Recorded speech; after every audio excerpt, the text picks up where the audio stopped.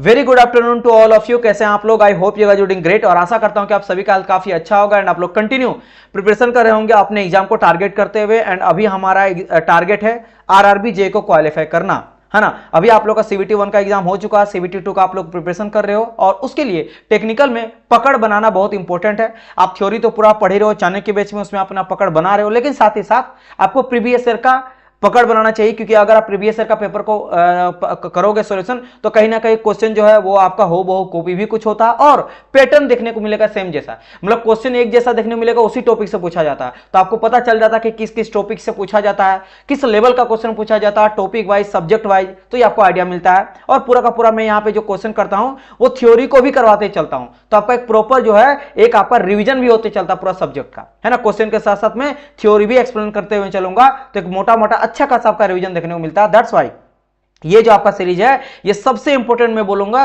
Theory के साथ साथ इसको देखना बहुत प्रायोरिटी है, बहुत प्रायोरिटी है। अगर आप केवल थ्योरी देखोगे और इस सेशन को नहीं देखोगे तो आपका मैं बोलूंगा कि आप बहुत लैग कर जाओगे, पीछे रह जाओगे। तो दैट्स व्हाई ये सेशन आपके लिए बहुत इंपॉर्टेंट हो जाता है। अभी हम लोग देख रहे हैं प्रोडक्शन में हाईली वेटेड सब्जेक्ट वेल्डिंग को, जिसमें आपका 10 से 15 नंबर तक पूछा जाता है पर साल, यानी इस साल भी 10 से लेकर 15 नंबर आपका पूछा जा सकता है वेल्डिंग के टॉपिक से, जिसमें ऑलरेडी हम लोग का जो है वो आ चुका है कुछ लेक्चर। यह आपका लेक्चर नंबर हो जाएगा, this is the lecture number आपका 5th है, यानी इससे पहले 4 लेक्चर आ चुका है वेल्डिंग का। अगर आप नहीं देखे हो तो आप देख सकते हो, प्लेलिस्ट में आपको पूरा का पूरा वीडियोस मिल जाएगा। चलिए तो आज के सेशन को स्टार्ट करते हैं। आज का फर्स्ट क्वेश्चन आपके सामने ये रहा।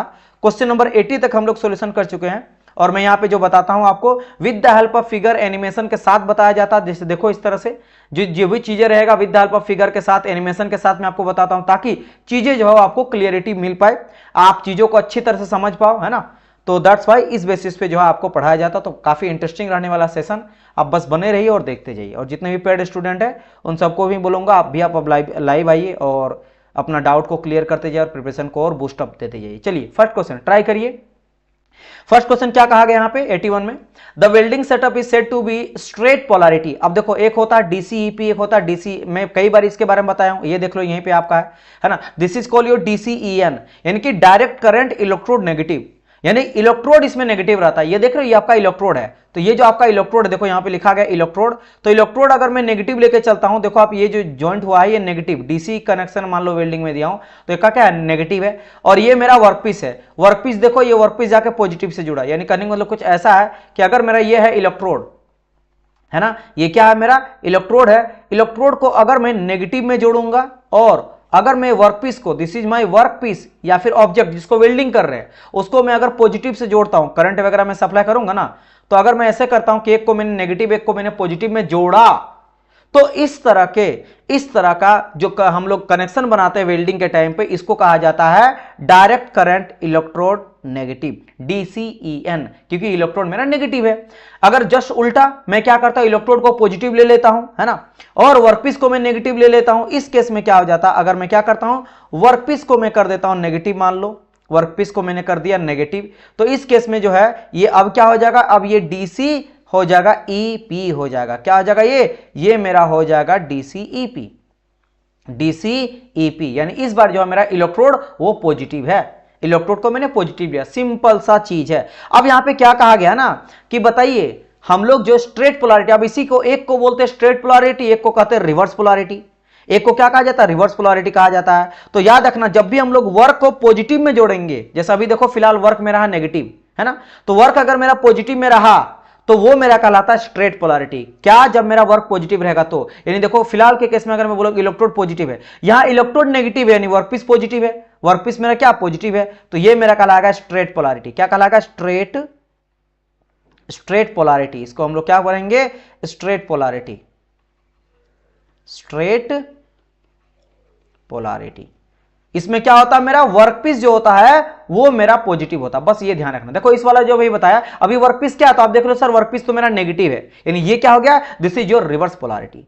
ये क्या हो जाएगा डियर, ये मेरा हो जाएगा रिवर्स पोलैरिटी, सिंपल सा बात है, दिस इज योर रिवर्स। ये जो आपका था डायरेक्ट करंट इलेक्ट्रोड पॉजिटिव, ये होता है मेरा रिवर्स पोलैरिटी, समझ गए, रिवर्स्ड पोलैरिटी, बस यही आपको ध्यान में रखना है। तो यहां पे क्या कहा गया था देखो, स्ट्रेट पोलैरिटी किसको कहेंगे सर, स्ट्रेट में मेरा वर्कपीस जो रहेगा वो रहेगा मेरा पॉजिटिव, है ना, और मेरा जो इलेक्ट्रोड है वो रहेगा मेरा नेगेटिव।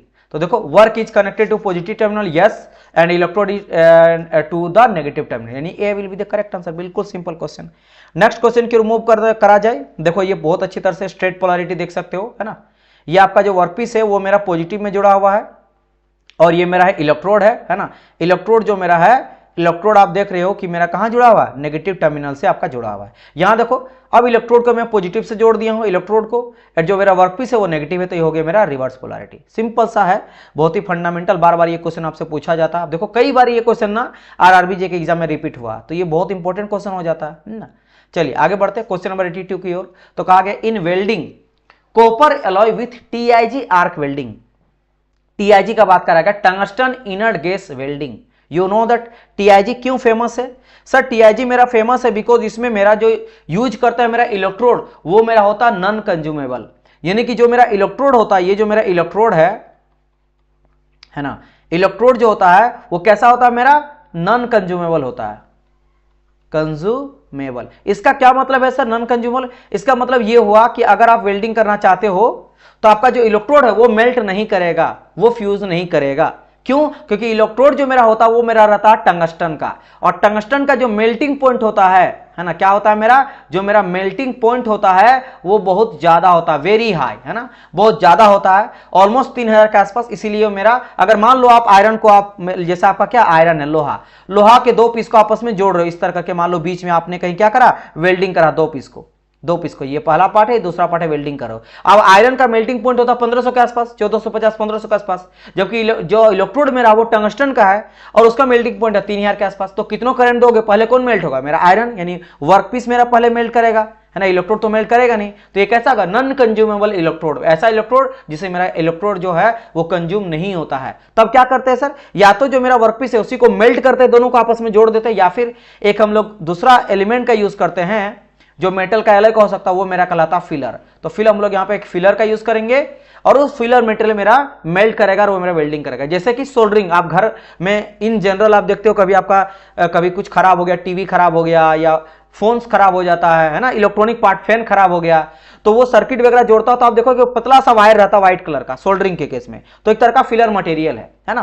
तो आप क्या करते हो, इलेक्ट्रोड का रड को लेते हो सोल्डरिंग करने का, सोल्डरिंग वाला रड को आपने गर्म करा, उस वायर को टच करते हो, पिघल जाता है, जहां वेल्डिंग करना, सोल्डरिंग करना था आपने सोल्डरिंग कर दिया, तो वहां पे एक फिलर मटेरियल का यूज करते हो, उसी तरह से फिलर का यूज कर सकते हैं इनके सब टीआईजी। लेकिन क्वेश्चन ये नहीं है, मैं आपको बस बता दिया कि मेन फेमस यहां से पूछा जाता है टीआईजी एमआईजी। एमआईजी जो होता है उसमें मेरा कंज्यूमेबल होता है, उसमें मेरा इलेक्ट्रोड जो था कॉपर का रहता तो कंज्यूम कर जाता, लेकिन यहां मेरा टंगस्टन का रहता है, मेरा कंज्यूम नहीं होता है।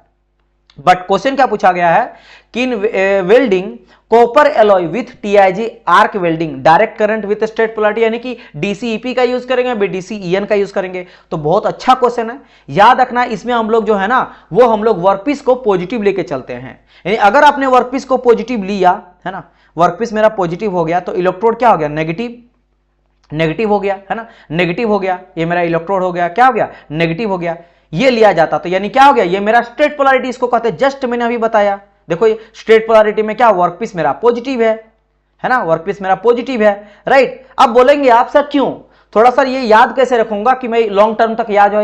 देखो मैं आपको क्या बताया, अभी जस्ट बताया कि इसमें इलेक्ट्रोड मेरा होता है टंगस्टन का, और टंगस्टन का होता है मेल्टिंग पॉइंट ज्यादा। अच्छा, अगर मेरा नेगेटिव में है तो वहां हीट कम होगा, क्योंकि यहां पे करंट कम आएगा, तो यहां मुझे हीट जो मिलेगा वो बहुत कम मिलता है, बहुत ही लेस मिलता है, लेस। और अगर मेरा वर्कपीस में चूंकि ज्यादा यहां करंट आएगा तो ज्यादा यहां पे आपका मेल्ट करेगा, फ्यूज करेगा, तो इसमें जो हीट मेरा एनर्जी मिलेगा, हीट मुझे यहां पे एक्सेस अमाउंट में मिलेगा, मोर मिलेगा, ज्यादा मिलेगा। कितना, 2/3 ऑफ हीट मिलता है और यहां पे 1/3 ऑफ हीट मिलता है। अब ऐसा क्यों किया गया, क्योंकि यू नो दैट कि मेरा अगर टीआईजी वेल्डिंग हम लोग कर रहे हैं तो टीआईजी में जो इलेक्ट्रोड है तो मेरा टंगस्टन है, और वो मेरा गलने वाला तो है नहीं, क्योंकि 3000 डिग्री सेल्सियस आएगा तब तो गलेगा, और आयरन तो तब तक मेरा पूरा जल के राख हो जाएगा, क्योंकि इसका बेचारा का तो 1500 के आसपास मेल्टिंग पॉइंट है। तो क्यों मैं फालतू का यहाँ पे एनर्जी बर्बाद करूं इलेक्ट्रोड को गर्म करने में। इसीलिए आप क्या करते हो, जो सर्किट वगैरह बनाते हो आप ज्यादा हीट देते हो वर्कपीस में ही, ताकि वर्कपीस को अगर गर्म करेंगे तो यही जल्दी मेल्ट हो जाएगा, ये मेरा वेल्डिंग हो जाएगा। तो दैट्स वाई ज्यादा हम लोग हीट देते हैं वर्कपीस में, क्योंकि उसको मेल्ट कराना, समझ आए। नहीं होता कि भाई आपको दो अपोनेंट है, आपके पास दो अपोनेंट है, 3 आदमी आप लोग लड़ रहे हो, रिंग में कोई रिंग है, रसलमेनिया का रिंग होता है ना, आप लोग देखते हो WWE। अब मुझे पता कि एक को हराना है, लेकिन एक का वजन जो है बहुत ही हेल्दी है, हट्टा कट्टा, उसको हराने में आपका हालत खराब हो जाएगा। और दूसरा बेचारा पतला दुबला, आपको जीतने से मतलब है ना, तो आप सोचोगे भाई मेरा अपोनेंट जो वीक रहेगा उसको हराते हैं और जल्दी से विन कर जाते हैं, जितना जल्दी जीतेंगे उतना आपको प्राइज मनी भी ज्यादा अच्छा मिलेगा, है ना, तो आपको उसी को करोगे, वीक वाले को ही। तो यहाँ पे वीक कौन है, मेरा वर्कपीस है, तो यहाँ पे ज्यादा हम लोग हिट देंगे, उसको मेल्ट करेंगे। दैट्स वाई स्ट्रेट पोलैरिटी लेके चलते हैं। स्ट्रेट पोलैरिटी में वर्कपीस मेरा पॉजिटिव होता है और इलेक्ट्रॉन मेरा नेगेटिव होता है। यानी कहने का मतलब अगर मैं बोलूंगा ऐसे कि डायरेक्ट करंट का यूज करें तो डायरेक्ट करंट, यहां पे इलेक्ट्रॉन मैंने क्या, नेगेटिव यानी ईपी। तो याद रखना टीआईजी के केस में हम लोग डायरेक्ट करंट इलेक्ट्रोड यहां पे नेगेटिव कर लेंगे ना, ईएन का यूज करते हैं। डायरेक्ट करंट इलेक्ट्रोड नेगेटिव डीसीईएन का यूज किया जाता है या फिर स्ट्रेट पोलैरिटी का यूज किया जाता है। Clear my point? अच्छा, बहुत इंपॉर्टेंट है और एक में यहां से क्वेश्चन याद आ गया, वही बता देता हूं। अगर आप वेल्डिंग करते हो, इसका टीआईजी के थ्रू वेल्डिंग करते हो तो welding is less than 5 mm of thickness, है ना। अब बोलेंगे क्यों, मैं बता रहा हूं आपको। अभी जस्ट मैंने कहा कि इसके साथ हम लोग फिलर मटेरियल यूज ही कर सकते हैं और नहीं भी कर सकते। देखो ये मेरा टीआईजी वेल्डिंग होता है, ठीक है। तो अभी जस्ट मैंने कहा कि सर यहां पे हम लोग एक फिलर का यूज करते हैं, मैंने कहा था ना, मैं ग्रीन कलर से इसको दिखा देता हूं। देखो सारे चीजों को कनेक्ट करते हुए जाना, मैंने कहा यहां पे फिलर मटेरियल का यूज करते हैं। फिर आप बोलेंगे सर आपने अभी कहा कि इलेक्ट्रोड चूंकि बहुत मतलब इलेक्ट्रोड तो मेरा टंगस्टन का होता है, मेल्ट नहीं होता, तो आप वर्कपीस को भी तो मेल्ट कर सकते हो। तो भाई यहां पे वर्कपीस को हम लोग मेल्ट करेंगे या फिलर मटेरियल को मेल्ट करेंगे, कब करेंगे सर? तो इसका एक बहुत ही इंपॉर्टेंट पॉइंट है जो मैं आपको यहां पे लिख देना चाहता हूं। फॉर वेल्डिंग, अगर आप वेल्डिंग कर रहे हो ऑफ लेस देन 5 mm, अगर आप 5 mm से कम मोटाई का कोई प्लेट में वेल्डिंग कर रहे हो, है ना, थिकनेस अगर आपका 5 mm थिकनेस है, मैं लिखा हूं थिकनेस है of workpiece without using filler material, तब आप यहां पे फिलर मटेरियल का यूज नहीं करोगे, यानी कि no use of filler material, ठीक है। तो फिर बोलेंगे सर फिर मेरा जुड़ेगा कैसे? तो वही बात है, दोनों मेटल को आपस में मेल्ट करेंगे। देखो ना यहाँ पे बेस मेटल है और यही बेस मेटल मेरा मेल्ट हो रहा है और मेल्ट होकर जुड़ रहा है, यानी कि इसका जो mm मेरा है, जो मोटाई है वो 5 mm से कम होगा। लेकिन अगर 5 mm से ज्यादा होगा तो आप फिलर मटेरियल का यूज करोगे। अगर आप 5 mm से कम है तो वही मेरा मेटेरियल जिसको करना, जो वेल्डिंग कर रहे हैं, वही मेरा मेल्ट होकर आपस में ज्वाइन हो जाएगा। Clear my point or not? इस चीज का आप लोग को ध्यान देना है। चलिए अब बढ़ते हैं, हम लोग मूव करते हैं नेक्स्ट क्वेश्चन की ओर। उम्मीद करता हूं यहां से समझ गए होंगे। अब देखिए 83, ट्राई करिए इस क्वेश्चन का आंसर क्या हो जाएगा, बताइए। ठीक है, बताइए इस क्वेश्चन का आंसर यहां पे क्या हो जाएगा, आप लोग को बताना है।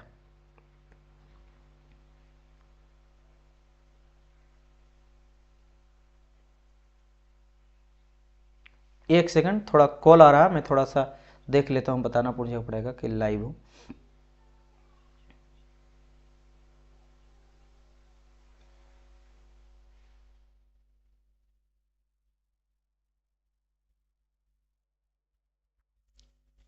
ट्राई करिए इसका आंसर देने का, क्या हो जाएगा इस पर्टिकुलर क्वेश्चन का आंसर।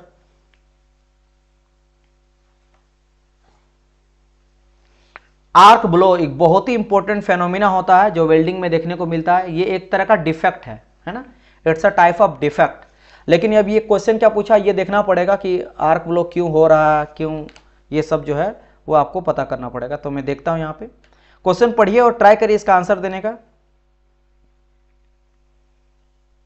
देखो क्वेश्चन क्या कहा गया, arc blow is a welding defect. सही बात है, एक तरह का वेल्डिंग डिफेक्ट होता है। विच इज इनकाउंटेड इन, यानी कहां पे देखने को मिलता है ये चीज, है ना, कहां पे ये चीज होता है।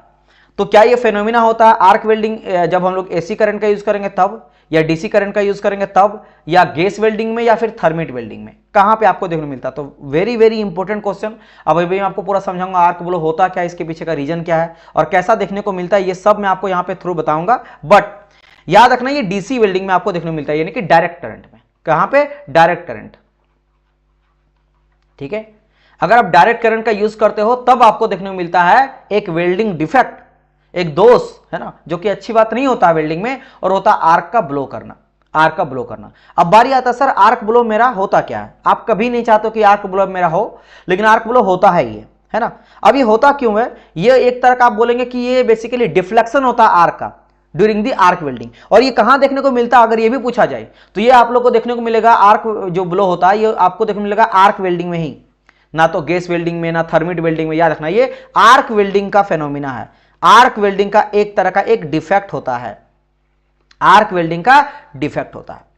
और इसमें होता क्या, जो मेरा आर्क होता है ना, आर्क जो लो होता है, जो वेल्डिंग मेरा करता है, जो चीजों को गर्म करके फ्यूज करता है, फिर तो वेल्ड मेरा मेल्ट करता है, मेल्ट करने के बाद वो ज्वाइन होता है सूखने के बाद, तो आर्क होता है, ये मेरा डिफ्लेक्शन हो जाता है, डिफ्लेक्ट कर जाता है, डिफ्लेक्ट कर जाता है, यानी सीधा ना आके राइट या लेफ्ट मेरा मुड़ जाता है। ऐसा लगेगा जैसे कि कोई मैग्नेटिक कोई किसी को खींचता नहीं है तो खींचा चला जाता, तो आर्क मिला सीधा ना आके, आर्क आना चाहिए था कुछ इस तरह से, सीधा आना चाहिए था आर्क, मान लो ऐसे सीधा आर्क आना चाहिए था, तो सीधा ना आके आर्क जो मेरा रहेगा वो ऐसे ऐसे मुड़ जाएगा इधर, या आर्क मेरा इधर इधर मुड़ जाएगा, ऐसे मुड़ जाएगा, यानी सीधा नहीं जाएगा। इसी को कहा जाता है आर्क ब्लो। और ये होता क्यों है? ड्यू टू मैग्नेटिक इफेक्ट के चलते होता है। और ये कहां देखने को मिलता है? डायरेक्ट करंट में। ठीक है, समझ गए मेरी बात कि नहीं? तो ये इसमें क्या होता है मैं आपको बता रहा हूं। ये देखो, सपोज करो नीचे में मेरा है वर्कपीस एक, ये एक नहीं 4 इलेक्ट्रोड दिखाया गया, कोई भी आप एक मान लो, नीचे में मेरा वर्कपीस है, ऊपर में मान लो कोई भी एक इलेक्ट्रोड मेरा लगा हुआ है, इसमें मैंने करंट वगैरह दे दिया। तो जब करंट सप्लाई होता है तो करंट के चारों ओर ना मैग्नेटिक फील्ड आपका बनने लगता है। क्या होता है आपका? इलेक्ट्रोमैग्नेटिक फील्ड बनने लगता है, मैग्नेटिक फील्ड। आप देखते हो ना भाई, आपका जो ट्रांसफार्मर है वो कैसे काम करता है, कैसे रोटेट करता है। इंडक्शन मोटर, एक आपका स्टेशनरी रहता, दूसरा मूव करता, दूसरा मूव करता, तो इंडक्शन की वजह से ये भी मेरा मूव करने लगता है, तो मैग्नेटिक फील्ड के चलते ये मेरा होता है ना, समझ गए? तो यहां पे क्या होता है? इलेक्ट्रोमैग्नेटिक फील्ड यहां पे जनरेट होता है जब मेरा करंट पास करता है। और इसके वजह से क्या होता है कि ये जैसे जैसे मेरा जिधर जाता है ना, वो जिसका इफेक्ट ज्यादा रहता है वो उधर आपका मूव करने लगता है ना। और जिसकी वजह से इस तरह का आप देख रहे हो, ऐसा कुछ आपको देखने को मिलेगा, ऐसा कुछ देखने को मिलता है, क्योंकि इसका इफेक्ट बिल्कुल सेंटर में जाना चाहिए था, लेफ्ट राइट जाने लगता है, जिसकी वजह से जहां तहां ये क्या करता है? डंड कर देता है। ऐसा कुछ आपका है ना, जैसे सूर्य देवता को हम लोग कैसे बनाते हैं, ऐसा कुछ करते बनाते हैं ना, तो ऐसा सा अंदर में गड्ढा जैसा आपको देखने को मिलेगा बेस मेटल में। तो ये जो इफेक्ट होता है, this is called your arc blow. ये क्यों होता है? Due to magnetic electromagnetic field around the welding area, है ना, due to electromagnetic field around the welding area. और ये कहां पे होता है? ये होता है आर्क वेल्डिंग देखने को मिलता है। एक डिफेक्ट होता है किस में देखने को मिलता है? डीसी वेल्डिंग में। क्लियर? चलिए आगे बढ़ते हैं, आ जाते हैं क्वेश्चन नंबर 84 की ओर। Arc stability is better with, जैसे आर्क तो बन गया, मान लो जैसे कि सपोज करो आपके पास जो है ना, ऐसा मैं कुछ हॉरिजॉन्टल ले लेता हूं, ये दो तरह का, ये इस तरह का है, मान लो 2 प्लेट है, इसके जस्ट बीच में आपको वेल्डिंग करना, इसके बीच में इस तरह से क्या करना आपको? वेल्डिंग करना, इजंट इट?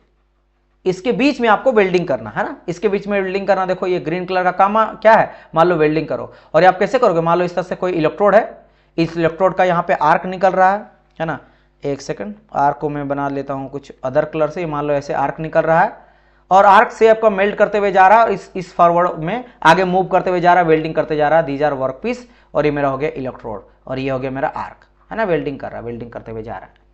अब ये आर्क तो जल गया, जलने के बाद इसको स्टेबल भी रखना है, जैसे इन्वायरमेंट का गंदगी है ना, हवा वगैरह के वजह से, इसके वजह से ये खत्म ना हो जाए, है ना। तो ये आर्क ब्लो जो जला वो जलते रहना चाहिए जब तक कि वेल्डिंग मेरा कंप्लीट ना हो जाए। तो उसको स्टेबल बनाने के लिए कहा गया arc stable is better with, तो आपको मान लो एसी वेल्डिंग करो या डीसी वेल्डिंग, कहां पे आपका आर्क जो रहता है वो स्टेबल ज्यादा रहता है, एसी में या डीसी में? तो याद रखना आंसर हो जाएगा डीसी वेल्डिंग। याद रखना हर केस में आप देखोगे अधिकतर जगह पे आपका डीसी ही आएगा। जैसे अभी मैंने बात करा था कि भाई साहब अगर मैं बोलूंगा आर्क ब्लो, ये कहां देखने को मिलता है? तो आर्क ब्लो आपको देखने को मिला डीसी में। अभी मैंने बात करा कि आर्क स्टेबल भी कहां देखने को मिलता है? तो डीसी में ही देखने को मिलता है ना। इसके अलावा अभी मैंने और एक कहानी बताया था कि टीआईजी वेल्डिंग के लिए हम लोग, जैसे टीआईजी वेल्डिंग के लिए ज्यादा क्या सुटेबल होता है? तो स्ट्रेट पोलैरिटी, लेकिन ये भी डायरेक्ट करंट ही था। तो टीआईजी वेल्डिंग के लिए भी जो डीसी वेल्डिंग है ये ज्यादा सुटेबल माना जाता है, यानी अगर आप वेल्डिंग कर रहे हो तो ज्यादा प्रेफर करा जाता है डायरेक्ट करंट को, है ना, डीसी को ज्यादा प्रेफर करा जाता है। तो आर्क स्टेबल आपको अगर बनाना है तो स्टेबल किस में देखने को मिल जाता है? डीसी में, क्योंकि वेरी नहीं करता ना, क्योंकि एसी जो होता है वो तो साइनसोइडल वेव होता है, वो कैसा मूव करता है? इस तरह से मेरा मूव करता है, तो मेरा पॉजिटिव नेगेटिव होते जाता है, पॉजिटिव नेगेटिव वेव होता है, और एक टाइम ऐसा आता है जीरो भी होता है। तो अपना वैल्यू को कम नीचे यानी ऑन ऑफ होता है, वेरी करता है। लेकिन जो डायरेक्ट करंट होता है डीसी, वो बिल्कुल स्ट्रेट चलता है, यानी उसका वैल्यू जो है वो घटता बढ़ता नहीं, पावर है वो स्टेबल रहता है। ठीक है, समझ गए मेरी बात की नहीं, है ना।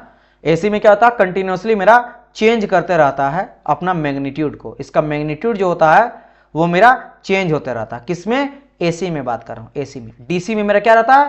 कांस्टेंट रहता है मैग्नीट्यूड। तो दैट्स वाई हम लोग को आर्क स्टेबल एकदम एक जैसा रहेगा, कहां पे? डीसी में देखने को मिलेगा। क्लियर? चलिए ओके आगे बढ़ते हैं। क्वेश्चन नंबर आ जाता है मेरा 85।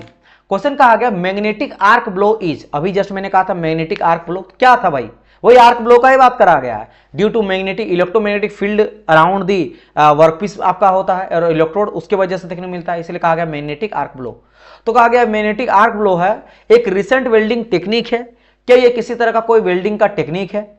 या बी नंबर कहा गया यूज टू वेल्ड मटेरियल, या मटेरियल को वेल्ड करने के लिए यूज करते हैं, है ना। या फिर अगर मैं बात करता हूं occurs when welding near equator, है ना। या फिर phenomena of occurrence of spelter because of the magnetic field created in the DC. एक पहली बात तो ये रहा कि सर आर्क वेल्डिंग जो है वो मेरा देखने को मिलता कहां पे, डीसी डायरेक्ट करंट में, ये तो आप लोगों को पता है। और खासकर डीसी में भी कहां, आर्क वेल्डिंग में।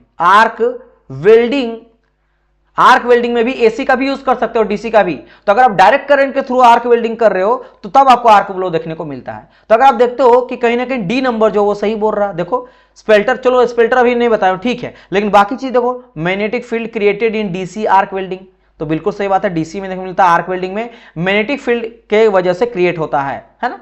तो ये सही है। अगर आप देखो ये कट करते हैं भाई, वेल्डिंग टेक्निक तो बिल्कुल नहीं है। यूज टू वेल्ड मटेरियल, क्या यूज टू वेल्ड मटेरियल, ऐसा नहीं, हम बिल्कुल नहीं चाहते कि मेरा हो, है ना, यूज नहीं करते हैं। ये तो एक तरह का आप नहीं चाहते हुए भी हो जाता है, ये एक डिफेक्ट है, आप कोई नहीं चाहते कोई डिफेक्ट हो, ये ना हम लोग इससे होने से बचते हैं कि किसी तरह से इससे बचे, तो ये भी गलत सही नहीं। Occur when welding near equator, यानी इक्वेटर यानी बिल्कुल जहां वेल्डिंग के पास करेंगे, तो ये कोई भी बिल्कुल ऑथेंटिसिटी नहीं, हर जगह पे तो नहीं देखने को मिलता है क्योंकि वेल्डिंग का बात करा गया है, तो ये भी नहीं, आपका डी नंबर करेक्ट है। अब यहां पे एक चीज कहा गया है SPLATTER स्प्लिटर, ये क्या होता है, ये छिटकता है ना जो चीजें, क्योंकि देखो अगर आप देखोगे ना आर्क ब्लो को, तो आप देखो क्या हो रहा है, ये देख रहे हो ये चारों तरफ आ गया है, यानी आर्क जो है ना वो आर्क जहां पे बीच में आप वेल्डिंग करना चाहते हो, जब मान लेते हैं कि कोई इस तरह का वर्कपीस है, इसके ऊपर एक रड को मैं इस तरह के वेल्डिंग करके जोड़ना चाहता हूं, यहां पे एक रड, यहां पे एक रड वेल्डिंग करके जोड़ना चाहता हूं, आप चाहते हो बस हो जाए मेरा वर्कपीस गंदा ना हो। लेकिन अगर आपका आर्क ब्लो होगा, इलेक्ट्रोमैग्नेटिक फील्ड बनने लगेगा वर्कपीस और इलेक्ट्रोड के चारों ओर, करंट की वजह से ज्यादा करंट सप्लाई करते हो तो इस तरह से मैग्नेटिक फील्ड बनेगा, क्या बनेगा आपका, मैग्नेटिक फील्ड बनता है, मैग्नेटिक फील्ड जब आपका करंट सप्लाई होगा तो ये चारों तरफ का आएगा इस तरह से स्पेटर, यानी कि जो आपका जो जलेगा ना, जब मेल्ट हो जाता है, आपका वर्कपीस को मेल्ट कर रहे हो या इलेक्ट्रोड को मेल्ट करो या फिर फिलर मटेरियल को मेल्ट करो, जैसा है, हो सकता है कंज्यूमेबल इलेक्ट्रोड है तो खुद मेरा इलेक्ट्रोड कंज्यूम हो रहा, नॉन कंज्यूमेबल है तो फिलर मटेरियल मेल्ट हो रहा, वो मेरा वेल्डिंग कर रहा है या फिर वर्कपीस हो रहा है, तो क्या होता है वो छिटकता भी है चारों तरफ। जैसा आप कभी मैं बोलूंगा घर में पकवान वगैरह बनते हुए देखे हो, पुआ पकवान बनता है ना, तो कभी पूरी बनते हुए देखो, कचौरी वगैरह अगर घर में बन रहा है, जलेबी बन रहा है, तो गर्मा गर्म अगर कोई तेल है गर्म है उसमें कोई चीज को डाल दे तो जैसे डालते हो तो इससे क्या होता है, तेल आपका स्प्लेट करता है, छिड़कता है ना, चारों तरफ छिटकता, तो वही यहां पे देखने को मिलता है, जिसके वजह से आपका सरफेस को गंदा कर देता है, वर्कपीस के सरफेस को क्या करता है, थोड़ा सा उसके चारों ओर जहां पे वेल्डिंग हुआ है उसके सरफेस को गंदा कर देता है। तो ये बिल्कुल सही कहानी है और वही यहां पे कहा गया स्प्लिटर, ठीक है, स्प्लिटर, ठीक है। तो this is called your splitter, clear. चलिए आगे बढ़ते हैं नेक्स्ट क्वेश्चन की ओर। क्वेश्चन नंबर आ जाता है मेरा 86। अब देखो और एक आपका न्यू कॉन्सेप्ट यहां पे मैं बताऊंगा, वेविंग इन आर्क वेल्डिंग। अब ये आर्क वेल्डिंग में वेविंग क्या होता है, बहुत इंपॉर्टेंट फेनोमेना होता है ना, बहुत ही बेसिक फेनोमेना होता है। अगर आपको नहीं पता होगा अभी मैं आपको फिगर के साथ इसको दिखाऊंगा, आपको एक बार में क्लियरिटी मिल जाएगा कि आखिर ये क्या होता है वेविंग। और इस तरह का क्वेश्चन आएगा तो मैं आपको दावे के साथ कहता हूं बहुत ही कम स्टूडेंट है जो इनके बारे में जानते होंगे कि नॉर्मल वेल्डिंग में इस सब की चीज के बारे में नहीं पढ़ाया जाता है। अब देखो ये पूछा गया सीनियर सेक्शन इंजीनियर में, लेकिन इसका मतलब ये नहीं कि सर आपको आरआरबी जेई में नहीं पूछा जाता, बिल्कुल पूछा जा सकता है, एकदम सिंपल फेनोमेना है ना। लेकिन हाँ जेई के सिलेबस में ये बहुत ही कम देखने को मिलता है, लेकिन ऐसा नहीं है कि आपको आरआरबी जेई में भले नहीं देखने को मिला, लेकिन अदर जो डिपार्टमेंटल एग्जाम हुआ जेई लेवल को वहां देखने को मिला है, यानी इसके पैटर्न में तो है, तो कोई ये भरोसा नहीं है कि पूछ दे। छोटा सा चीट है, अगर आपको पता रहेगा तो आप मार लोगे, अगर आपको नहीं पता रहेगा तो बस आप एक नंबर पीछे रह जाओ, एक नंबर पीछे मतलब हजारों बच्चे से आप पीछे हो गए, है ना। अब वेविंग क्या होता है तो देखो पढ़ो आप, सबसे पहले नंबर ए नंबर में कहा गया side to side motion of electrode at right angle to the direction of the welding, मतलब ये कहा गया कि साइड टू साइड मूव होता है ना। चलिए मैं डायरेक्ट इसको थ्योरी बताता हूं, देन आपको आता हूं, पहले देखो आप, ये होता है वेविंग टेक्निक। वेविंग टेक्निक मतलब क्या था, आप वेल्डिंग कैसा करना चाहते हो, वेल्डिंग का जो इलेक्ट्रोड है, वेल्डिंग इलेक्ट्रोड, उसका मोशन, उसका गति कैसा करोगे, सीधा वेल्डिंग कर रहे हो या टेढ़ा टेढ़ा कर रहे हो या जिगजैग कर रहे हो या गोल गोल घुमा के कर रहे हो, उसको कहा जाता है वेविंग टेक्निक। वेव कैसा, जैसे पानी का वेव होता है ना, ऐसे लहर चलता है ना, उसी तरह। जैसे सपोज करो मेरा यहां पे इस तरह कोई एक वर्कपीस है, मेरे पास ये वर्कपीस है। अब बीच में मुझे करना है वेल्डिंग, बीच में करना है वेल्डिंग, तो मैं कैसे वेल्डिंग करूंगा? एक तो ऐसे घुमा घुमा के चलूंगा, अपना इलेक्ट्रोड को लिया और इलेक्ट्रोड कैसे घुमा घुमा के ऐसे ऐसे ऐसे ऐसे ऐसा, ये एक अलग टेक्निक है, इसको कहा जाता है सर्कल टेक्निक। इसको क्या कहा जाता है? सर्कल टेक्निक जैसा बना रहे हैं। अच्छा, मैं सर्कल टेक्निक ना बना के कुछ और मैं टेक्निक अपनाना चाहूंगा, जैसे कि मैं बनाऊंगा यहाँ पे narrow and motion. Narrow and motion मतलब बिल्कुल भी नेरो ऐसे करके सीधा लेके चलूंगा, सीधा सीधा वेल्डिंग कर दिया, तो इसको नेरो एंड मोशन कहा जाता है। ये मैं नहीं करता हूं, कुछ और करता हूं। क्या करना चाहता हूं? सपोज करो मैं जिगजैग वेल्डिंग करना चाहता हूं, है ना अपना। अब मैं कैसे चलाऊंगा? यहाँ पे जो मैं इलेक्ट्रोड को चलाऊंगा, वेल्डिंग चलाऊंगा, कुछ ऐसे करते चलाऊंगा, ऐसे ऐसे ऐसे ऐसे, तो इसको हो जाएगा मेरा जिगजैग। जिगजैग हो गया। उसी तरह आप देख सकते हो बॉक्स जैसा, आप बॉक्स जैसा वेल्डिंग कर रहे हो, ऐसे भी कर सकते हो, है ना। डबल जे मतलब ये रहा एक जे और ये दूसरा जे, डबल जे, डबल जे, इसको डबल जे वेल्डिंग। इस तरह से आप देखो कई सारा यहाँ पे स्क्वायर भी वेल्डिंग करा जाता है, स्क्वायर वेल्डिंग ऐसा करके करा जाता है, ऐसा, फिर ये ऐसा करा जाता है, फिर ऐसा करा जाता है, बॉक्स बॉक्स जैसा, तो ये इस तरह होता है। सर्कुलर आप देख लीजिए, भी जैसा करा जाता है कई बारी, ऐसे ऐसे ऐसे ऐसे ऐसे ऐसे ऐसे ऐसे, ऐसा भी वेल्डिंग करा जाता है। अब ये कहां पे करते हैं? ये डिपेंड करता है कि आपका मटेरियल क्या है, किस तरह का स्ट्रेंथ उसमें चाहिए, है ना, वेल्डिंग आपको कैसा करना है। तो उन सभी पे बेसिस पे हम लोग क्या करते हैं, वेबिंग टेक्निक क्या हो गया कि एक तरह का side to side motion, straight आपका चलना, इलेक्ट्रोड को चलाना, है ना, सीधा चलना, लेकिन अलग अलग एक डायरेक्शन से, अलग अलग टेक्निक से हम लोग आगे बढ़ते जाते हैं। Right angle to the direction of the welding, welding जैसा करेंगे उसी के राइट एंगल में बिल्कुल सीधा डायरेक्ट चलते जाएंगे, है ना। तो ये आपका हो जाएगा ए नंबर। इसीलिए side to side motion of electrode, side to side motion of electrode at right angle to the direction of the welding, है ना, बिल्कुल right angle to the direction of welding. जैसे वेल्डिंग का direction था उसी में आपका उसी एंगल में चलते चलेंगे, राइट एंगल में चलते चलेंगे, इसके राइट एंगल में चलते चलेंगे सीधा, और आपका अलग अलग टेक्निक के थ्रू करेंगे। तो A will be the correct answer. Simple सा क्वेश्चन था, उम्मीद करता हूं आप लोग को समझ में आ गया होगा। चलिए आगे बढ़ते हैं नेक्स्ट क्वेश्चन के लिए। क्वेश्चन नंबर आ जाता है मेरे यहाँ पे 87, है ना। क्या बात है भाई, आप लोग लाइव जो है वो बहुत कम आ रहे हो,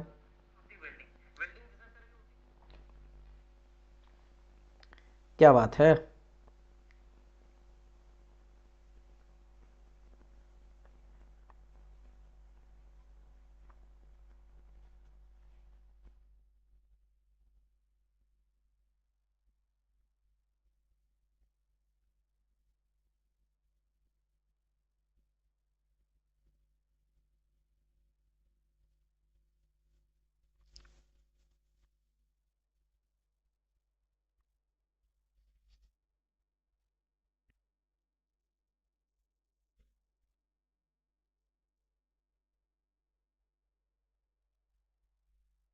चलिए बताइए क्या हो जाएगा इसका आंसर।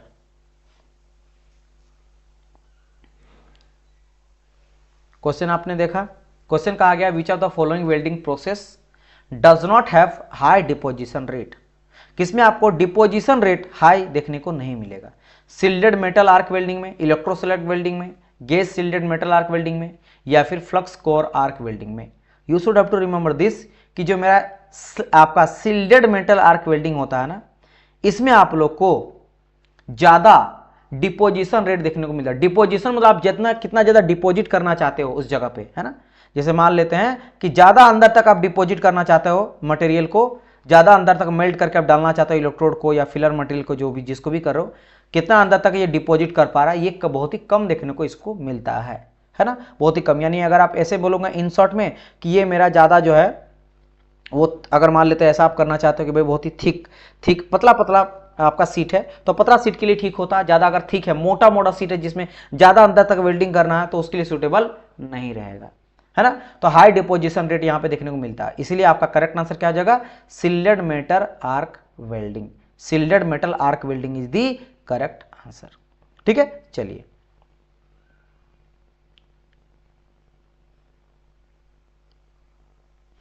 ठीक है। बाकी सब में जो है ना वो डिपोजिशन रेट हाई रहता है, याद रखना। इन तीनों में जो है वो हाई डिपोजिशन रेट देखने को मिलता है, तो ये तो चलो पता ही चल गया आपको, हाई डिपोजिशन।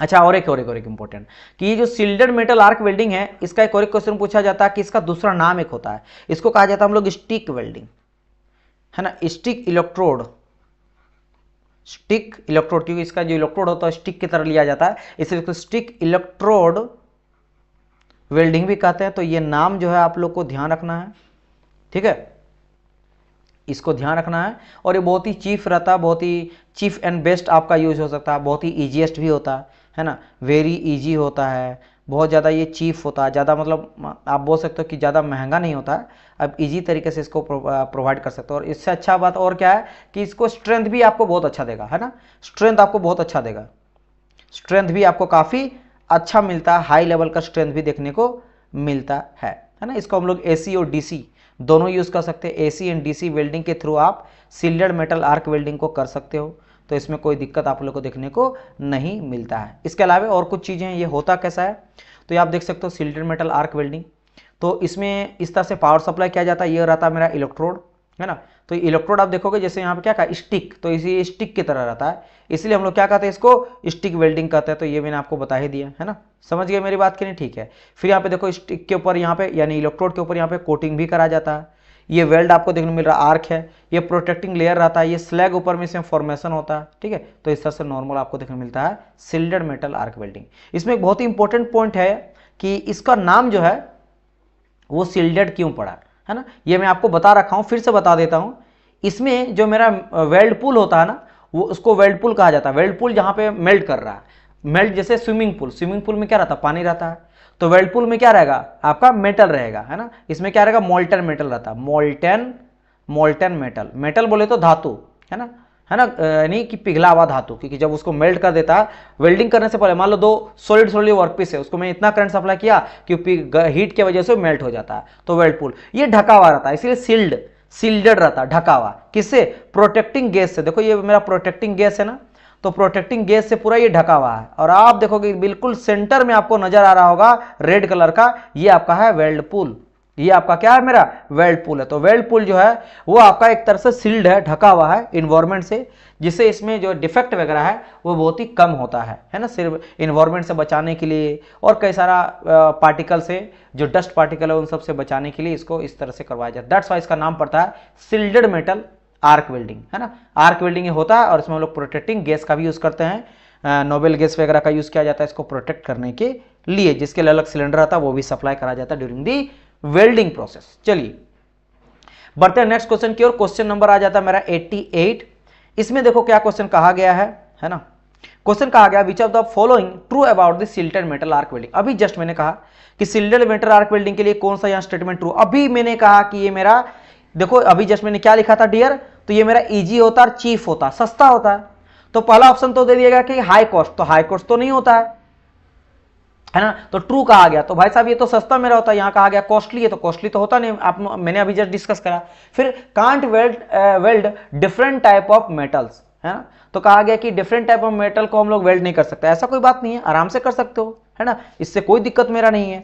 फिर आगे कहा गया पे सी नंबर में कि ट्रू कहा गया can not use for metal seat under 1.5 mm of thickness, ठीक है। और डी नंबर कहा गया entire electrode can be welded, entire electrode, ये भी आपका ट्रू है।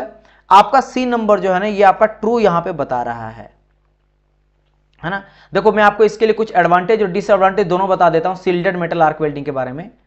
सील्डेड कुछ तो मैंने आपको डिस्कस करा भी हूं और मैं कुछ आपको डिस्कस कर देता हूं, ठीक है। जैसे कि कुछ पॉइंट यहां पे जान लो। सबसे फर्स्ट थिंग आ गया कि जैसे मैंने कहा कि लो कॉस्ट, यानी जितने भी इसका इक्विपमेंट होता है ना उसका कॉस्ट बहुत ही कम होता है, सस्ता होता है, ठीक है। चलिए ये कई तरह का डिफरेंट तरह का मेटल को ये मेरा वेल्डिंग कर सकता है ना, तो different metal can be weld, है ना, डिफरेंट मेटल को ये मेरा वेल्ड कर सकता है और ये किसी भी पोजीशन में वेल्ड कर सकता है ना, weld in any position, weld can be done by any position.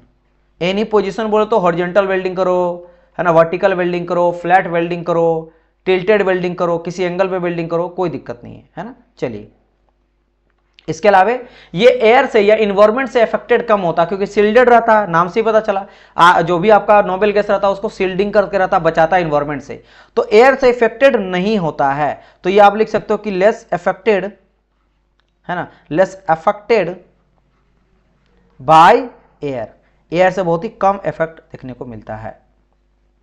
Right okay. तो दीज आर सम एडवांटेज, ये तो हो गया इसका गुड थिंग, है ना। इसका कुछ बैड थिंग डिसएडवांटेज भी जान लेते हैं। ये हो गया इसका एडवांटेज हो गया। इसका कुछ डिसएडवांटेज क्या है शिल्डेड मेटल आर्क वेल्डिंग का? देखो सबसे इंपॉर्टेंट क्या है कि ये मेरा जो है ना, जैसे यहां के can't use for metal sit under 1.5 mm thickness, तो ये क्या हो गया कि unsuitable for metal seat less than 1.5 mm thick. तो 1.5 mm यानी 1.5 mm से कम अगर आपका मोटा रहेगा तो उसके लिए अच्छा नहीं रहेगा, है ना। इसके अलावा नॉन यूज ऑफ इलेक्ट्रोड, इसमें हम लोग जो है जैसे इलेक्ट्रोड का हम लोग जनरली जो है इसमें यूज नहीं देखा जाता है। तो ये मेन तो यही इंपॉर्टेंट है, इसको ध्यान रखना, है ना। चलिए, तो ये हो गया इसका एडवांटेज डिसऑर्डर। इससे पहले भी मैंने कुछ आपको बता ही दिया शिल्डेड मेटल आर्क वेल्डिंग के बारे में, इजंट इट। चलिए,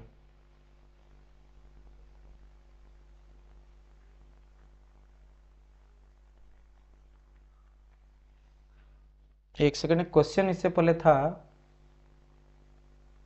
ठीक है चलो।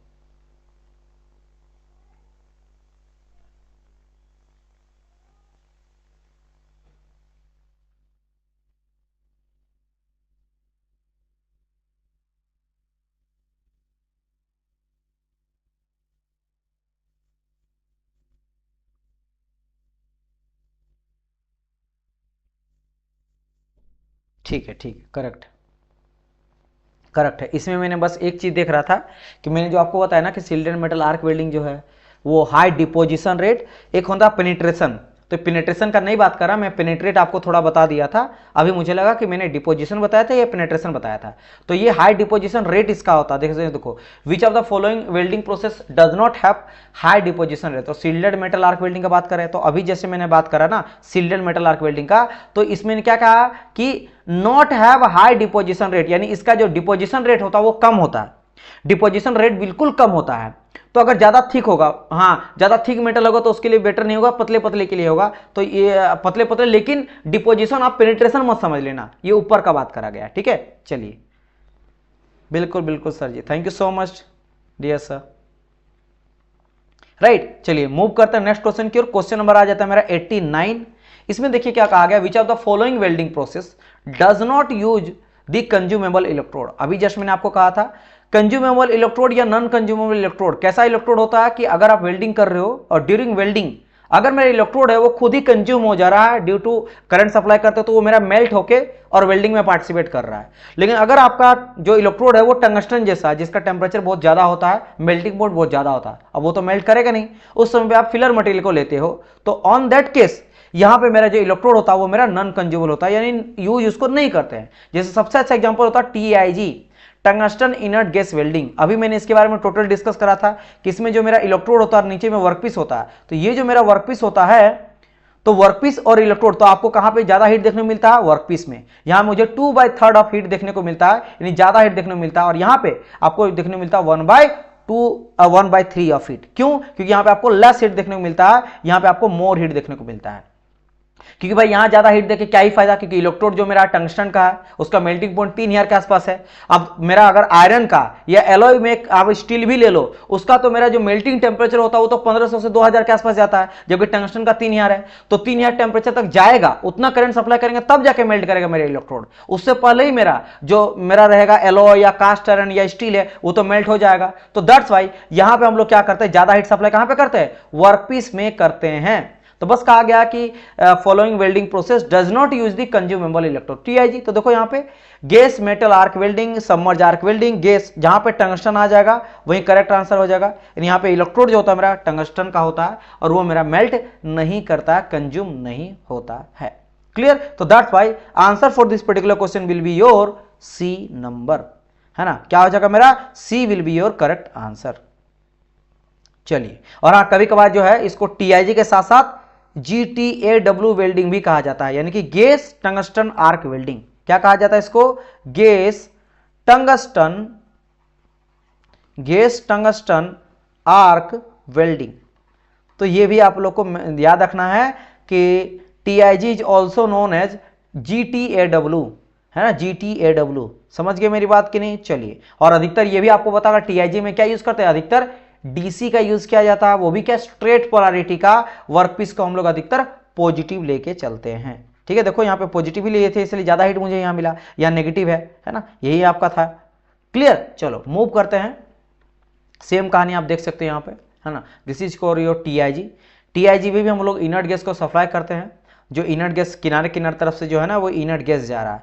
ये जो अगर आप देखते हो ना यहाँ पे, है ना, एक second, these are inert gas. इधर से जो सप्लाई हो रहा है ना ये मेरा इनर्ट गैस होता है ना। ये मेरा क्या होता है, इनर्ट गैस इधर इधर से जा रहा है ना, इनर्ट गैस जाता है, जो कि देख रहे हो यहाँ पे आप, अगर आप ध्यान से यहाँ पे आप देखोगे तो यू विल नो कि आप देखो ये जो आपका कवर करा है ना इस तरह से, तो this is your inert gas, या इसको सील्डिंग गैस कहते हैं। सील्डिंग गैस जो इन्वायरमेंट से बचाता है ना, इसको खराब होने से, इम्प्योरिटी पार्टिकल, क्योंकि जब आप वेल्डिंग करते हो तो प्योर वेल्डिंग आप चाहते हो, उसका स्ट्रेंथ अच्छा चाहते हो, कोई भी इम्प्योरिटी उसमें ऐड ना हो, डस्ट पार्टिकल ऐड ना हो, कंटेमिनेशन ऐड ना हो, कोई एयर मॉइस्चर वगैरह ऐड ना हो, क्योंकि वो अगर चल जाएगा अंदर में तो पोरोसिटी और कई तरह का वेल्डिंग डिफेक्ट आ जाता है। समझ गए, गैस भी अगर अंदर चल गया तो गैस पोरोसिटी हो जाता है, अगर एयर ड्रॉपलेट चल गया तो एयर ड्रॉपलेट चल गया तब भी दिक्कत आ जाता है, और डस्ट भी चल गया तब भी दिक्कत आ जाता है, आपका स्ट्रेंथ जो होता है वो वीक हो जाता है ना, मटेरियल अच्छा आपको नहीं मिलेगा, फाइनल मटेरियल। तो दैट्स वाई सील्डिंग गैस का हम लोग यूज करते हैं, जिसके अलग हम लोग सिलेंडर लेके चलते हैं, और मेरा इनर्ट गैस सप्लाई यहां से करा जाता है।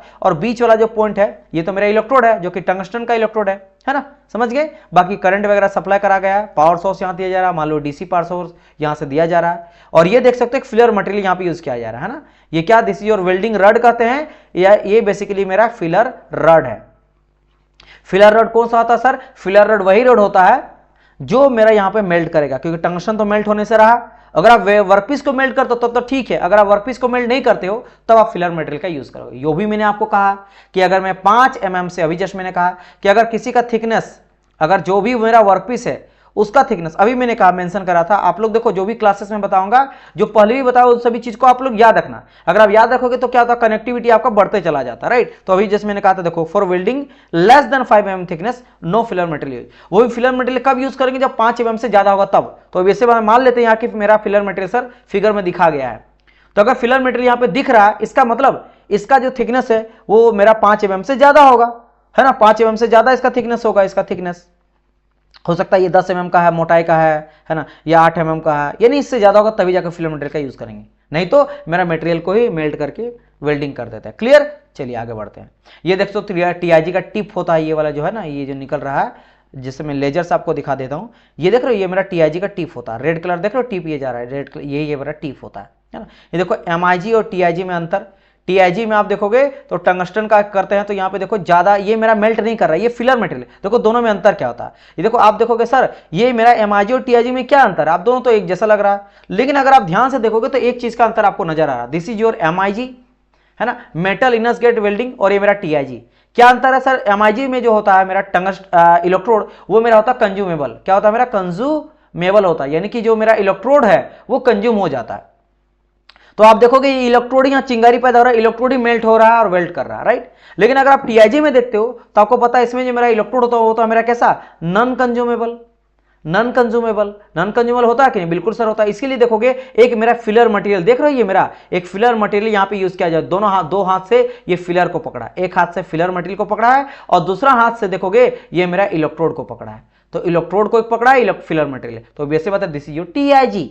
और अगर मेरा फिलर पकड़ा है, इसका मतलब है कि इसका जो थिकनेस है वो 5 mm से ज्यादा होगा, 5 mm से ज्यादा होगा तभी जाकर फिलर मटेरियल को यूज करेंगे, नहीं तो वो काम चल जाता। ठीक है, चलिए बाकी देखो टीआईजी हम लोग ब्रेजिंग भी करते हैं, जैसे आपको पता ना वेल्डिंग होता है, सोल्डरिंग होता है, ब्रेजिंग होता है ना। तो टीआईजी ब्रेजिंग भी करते हैं और आपका टीआईजी वेल्डिंग भी किया जाता है, इसका भी ध्यान आप लोग को रखना है कि नहीं मेरा दोनों चीज हो सकता है ना। चलिए 90 की ओर बढ़ जाता है, इलेक्ट्रोड यूज इन टीआईजी। अभी मैंने बहुत ही सिंपल कहा था कि भाई टीआईजी में इलेक्ट्रोड हम लोग किसका यूज करते हैं, वो यहां पे क्वेश्चन है। बताइए what will be the correct answer for this particular question, बताइए क्या हो जाएगा इस क्वेश्चन का आंसर,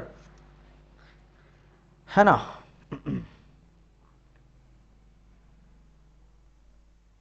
क्या हो जाएगा इस क्वेश्चन का आंसर,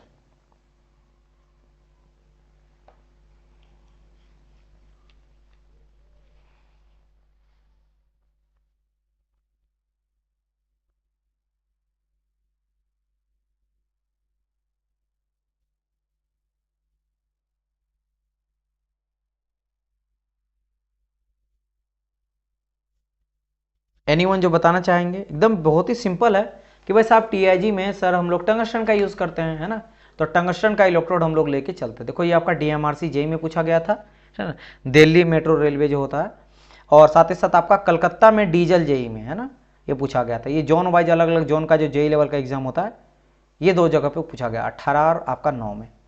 चलिए नेक्स्ट क्वेश्चन की ओर बढ़ते हैं, ये इसके बारे में आपको सब कुछ पता है। बढ़ते हैं 91 की ओर। कहा गया which gas are use in TIG welding. मैंने अभी कहा था कि टीआईजी में ये देखो सील्डिंग गैस होता है, ये सील्डिंग गैस है कि नहीं, सील्डिंग गैस का देख सकते हो इनर्ट गैस होता है, मतलब सील्डिंग जो गैस होता है वो इनर्ट होता है, नोबल गैस जो किसी से रिएक्ट नहीं करता है। इनर्ट गैस क्या है? इनर्ट गैस को हिंदी से कहते हैं अक्रिय गैस, है ना, या इसको नोबेल गैस भी कहा जाता है। नोबेल मतलब किसी से जो रिएक्शन नहीं करता है, बिल्कुल शांत रहता है। जैसे नोबेल प्राइज दिया जाता है ना, नोबेल प्राइज क्या होता है? शांति एक पुरस्कार है, सबसे बड़ा पुरस्कार माना जाता है ना, शांति के लिए, जो दुनिया में शांति लाने में हेल्प करता है। वो हर जगह पे दिया, लिटरेसी में दिया जाता है ना, फार्मेसी में दिया जाता है, हर जगह पे दिया जाता है। तो अगर मैं बात करता हूं यहाँ पे कि इनर्ट गैस क्या यूज करते हैं, इनर्ट गैस जो होता है, जैसे मैंने कहा, जो किसी से रिएक्शन नहीं करता। नोबेल गैस में क्या आ जाता है? आर्गन आ जाता है, हीलियम आ जाता है, क्रिप्टन आ जाता है, जेनॉन आ जाता है, रेडन आ जाता है, ये सब। तो किसका बात ये है, कौन सा सील्डिंग गैस का यूज करते हैं? तो देखो यहाँ पे ये कई सारा इस तरह का गैस होता है बाय द वे। आप देखो यहाँ पे कार्बन डाइऑक्साइड, कार्बन डाइऑक्साइड को कई दूसरा जगह भी यूज करते हो सकता है, आर्क वेल्डिंग नहीं, गैस वेल्डिंग हो जाता है, वहां यूज करते हैं। तो कार्बन डाइऑक्साइड हो जाता है, नाइट्रोजन है, ऑक्सीजन है, आर्गन है, हाइड्रोजन है, प्रोपेन है, यहाँ नाइट्रोजन तो हो ही गया यहाँ पे, है ना। इसके अलावा बात करेंगे तो आपका एसिटिलीन आ जाता है। जैसे गैस वेल्डिंग, तो गैस वेल्डिंग के केस में आपका क्या हो जाता है? 100 एसिटिलीन आ जाता है। तो एक तो हो गया मेरा एसिटिलीन, तो एसिटिलीन कहाँ नजर आ रहा है? ये मेरा एसिटिलीन रहा, एसिटिलीन का यूज करते हो। और एक आपका क्या रहता है? आपका एसिटिलीन, और आपका रहता है ऑक्सीजन। तो ऑक्सीजन कहा गया, वेर इज ऑक्सीजन, ये रहा बड़ा वाला नीला वाला ऑक्सीजन।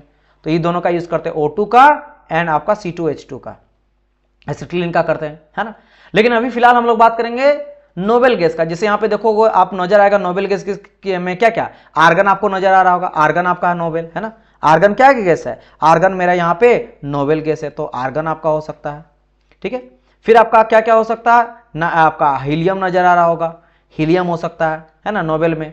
और कुछ है आपका, तो आप देखोगे यही दो। तो याद रखना, इन केस ऑफ टीआईजी जो हम लोग गैस सील्डिंग गैस यूज करते हैं, वो आप आर्गन भी यूज कर सकते हो और हीलियम। ऐसा नहीं कि दोनों ही यूज करना, आप दोनों भी यूज कर सकते हो, लेकिन आप जो है आर्गन भी यूज कर सकते हो और हीलियम भी यूज कर सकते हो, या दोनों भी यूज करते हो, इट्स ओके, है ना। तो आप चाहते आर्गन यूज कर लो, आर्गन भी आपका नोबेल गैस है, हीलियम भी नोबेल गैस है, या फिर दोनों को यूज कर लो, है ना। आर्गन का एटॉमिक नंबर होता है 18, हीलियम का तो एटॉमिक नंबर होता है कितना? 2।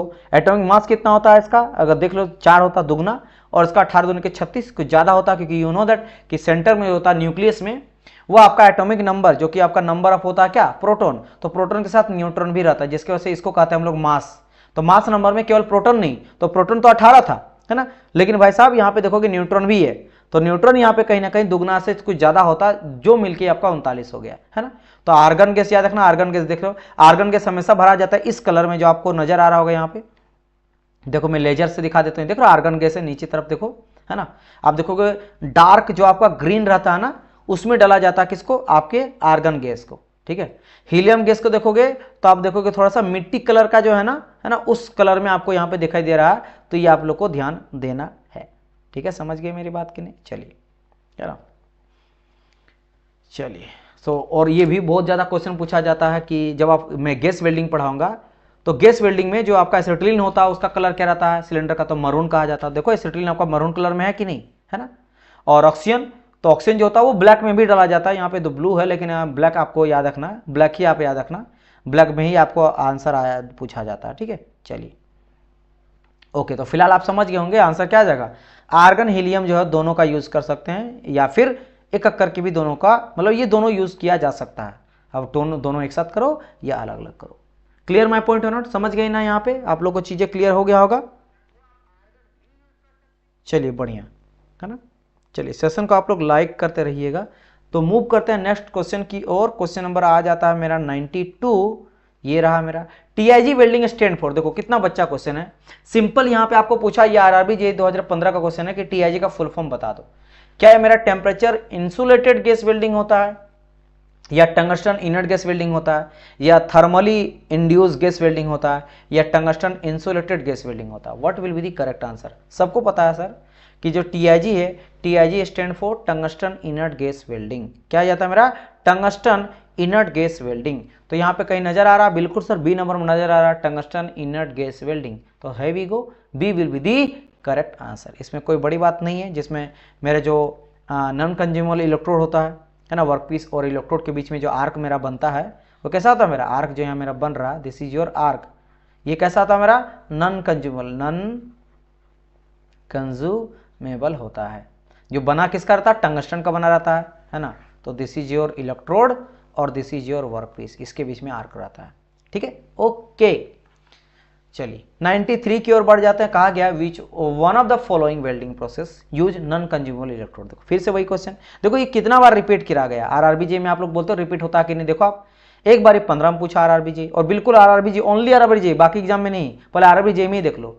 फिर 2019 में कर दिया, तो वैसा भी 2022 में आपका फिर से आ सकता है आपके एग्जाम में रिसेंट में। ठीक है, फिर देखो आरआरबी के मुंबई में जो जेई लेवल का होता, सीएनजी का हुआ था, है ना, कैरेज वैगन वाला, तो वहां पे आप देखोगे आपका 2009 में पूछा गया था। फिर इसके अलावा कलकत्ता में अप्रेंटिस इंजीनियरिंग हुआ था, है ना, तो यहां भी आपको पूछा गया था कई बार। देखो 4 बार क्वेश्चन पूछा गया है, और भी पूछा गया होगा। मैं यहाँ पे इतना क्वेश्चन मेंशन कर दिया, आप समझ सकते हो कि किस तरह का बेसिक लेवल का क्वेश्चन पूछा जाता है। तो अभी असल नॉन कंज्यूमेबल इलेक्ट्रोड कहाँ यूज करते हैं? तभी से हम लोग पढ़ रहे हैं टंगस्टन में। तो यहाँ पे देखोगे तो कहीं पे है क्या? Gas tungsten arc welding. तो आंसर क्या आ जाएगा मेरा? C will be the correct answer. ठीक है, ओके। मूव करते हैं नेक्स्ट क्वेश्चन की, question number 94। In TIG arc welding the welding zone is shielded by the atmosphere. अभी मैंने बात करा कि हम लोग आर्गन का भी यूज कर सकते हैं, हीलियम का भी यूज कर सकते हैं। तो कहा गया हीलियम गैस करते हैं, आर्गन गैस करते हैं, है ना। आइदर है और बी, हाँ बिल्कुल सही बात है, सी हो जाएगा भाई। ए करो या बी करो, दोनों को करो, बिल्कुल करेक्ट है ना। तो that's why C will be the correct answer. क्या हो जाएगा मेरा? C will be the correct answer. Clear my point or not? चलिए आगे बढ़ जाते हैं नेक्स्ट क्वेश्चन की ओर। क्वेश्चन नंबर आ जाता है मेरा 95। Try to answer this question. कहा गया which of the following welding process does not use the consumable electrode. किसमें हम लोग कंज्यूमेबल इलेक्ट्रोड का यूज नहीं करते, ये क्वेश्चन है ना। और आप जो है कोई भी क्वेश्चन का आंसर करो तो क्वेश्चन को पहले पॉज करो, रोको क्वेश्चन को, खुद से आंसर करना ट्राई करना, और देन मेरा आप जो है आंसर देखना। ठीक है, तभी आज जाके आपको जो है वो मजा आएगा, तभी जाके आपको मजा आएगा।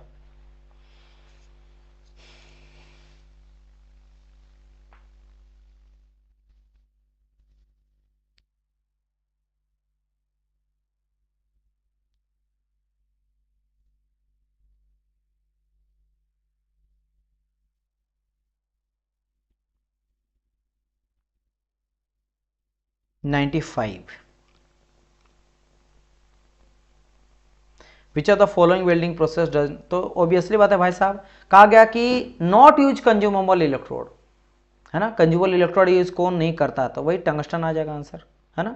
नेक्स्ट आ जाता है 96। क्वेश्चन क्या कहा गया? Consider the following statement. MIG welding process use consumable electrode, non consumable electrode, DC power supply, AC power supply. मैंने आपको कहा बताया अभी तक तो टीआईजी के बारे में बताया है ना। टीआईजी मेरा नॉन कंज्यूमेबल होता है, और एमआईजी जो होता है मेटल इनर्ट गैस वेल्डिंग, यहाँ पे हम लोग यूज करते हैं कंज्यूमेबल इलेक्ट्रोड, जो कंज्यूम होता है। इसमें अधिकतर यूज करते हैं हम लोग डीसी का, ये भी मैंने आपको कहा था। लेकिन अब क्वेश्चन थोड़ा घुमा के पूछा है कि बताइए एमआईजी के केस में वेल्डिंग प्रोसेस कैसा होगा, कंज्यूमेबल इलेक्ट्रोड होगा कि नहीं होगा। तो आपको पता है कि सर एमआईजी में कंज्यूमेबल इलेक्ट्रोड तो होगा, ये पक्का श्योर है। जहां जहां ए होगा वो तो आंसर होगा, यानी डी भी हो सकता है और आपका सी भी हो सकता है। अब बढ़ते आगे, नॉन कंज्यूमेबल इलेक्ट्रोड तो नहीं यूज करते क्योंकि ये हम लोग करते हैं टीआईजी में यूज। डीसी पावर सप्लाई का यूज करते हैं क्या? तो भाई साहब डीसी पावर सप्लाई जो है वो यूज हम लोग करते हैं टीआईजी में भी और एमआईजी में भी यूज करते हैं। तो ये हो सकता है। एसी का यूज जो हम लोग नहीं करते हैं, तो यानी आंसर आपका AN 3 हो जाएगा, यानी कि D will be the correct answer. तो यह रखना, चाहे टीआईजी रहे एमआईजी रहे, हम लोग प्रिफर करते हैं किसको? डीसी वेल्डिंग को। ठीक है, चलिए। अच्छा, कभी कभार ये पूछा जाता है कि एमआईजी और टीआईजी में फास्ट वेल्डिंग किससे कर सकते हैं? तो याद रखना फास्टर आपका एमआईजी होता है ना। फास्टर आपका एमआईजी होता है, इसके कंपेयर में ये स्लो होता है। स्लो तो नहीं बोलेंगे, लेकिन इसके कंपेयर में तो बोल ही सकते हैं ना। एमआईजी जो होता है इसके कंपेयर में फास्टर होता है देन दी टीआईजी। समझ गए मेरी बात कि नहीं? चलिए, और एमआईजी का यूज कहां पे करते हैं? जैसे आपका अगर कॉपर का करना है वेल्डिंग, है ना, आपको मान लो स्टेनलेस स्टील का करना है, स्टेनलेस स्टील का होता है, और बहुत ही इंपॉर्टेंट एक एल्यूमिनियम, तो तब जो है हम लोग एमआईजी को बहुत ज्यादा यूज करा जाता है। ठीक है, समझ गए मेरी बात कि नहीं? चलिए